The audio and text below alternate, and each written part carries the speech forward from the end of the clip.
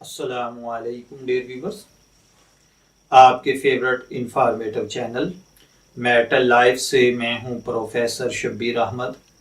ہمارا آج کا ٹاپک ہے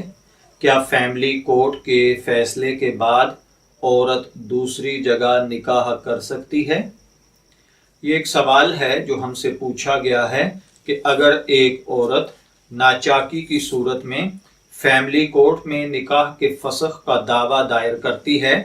جج فیملی کورٹ مقدمے کی سماعت کے بعد عورت کے حق میں ڈگری دے دیتا ہے، یعنی عورت کو نکاح ثانی کی اجازت فیملی کورٹ سے مل جاتی ہے، تو کیا از روح شریعت عورت نکاح ثانی کر سکتی ہے یا نہیں؟ تو دیکھیے، فیملی کورٹ کا فیصلہ اگر شرعی قواعد کے مطابق ہو تو وہ فیصلہ شرعاً بھی نافذ ہوگا،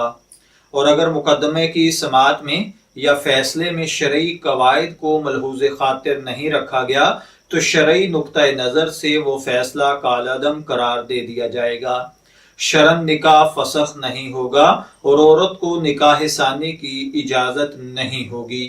شرعی قواعد کے مطابق فیصلے کی صورت یہ ہے کہ عورت کی شکایت پر عدالت شوہر کو طلب کرے، اس سے عورت کے الزامات کا جواب طلب کرے۔ اگر شوہر ان الزامات سے انکار کرے تو عورت سے گواہ طلب کیے جائیں، یا اگر عورت گواہ پیش نہیں کر سکتی تو شوہر سے حلف لیا جائے۔ اگر شوہر حلفیہ طور پر اس کے دعوے کو غلط قرار دے تو عورت کا دعویٰ خارج کر دیا جائے گا، اور اگر عورت گواہ پیش کر دے تو عدالت شوہر کو بیوی کے حقوق شرعیہ ادا کرنے کی تاکید کرے،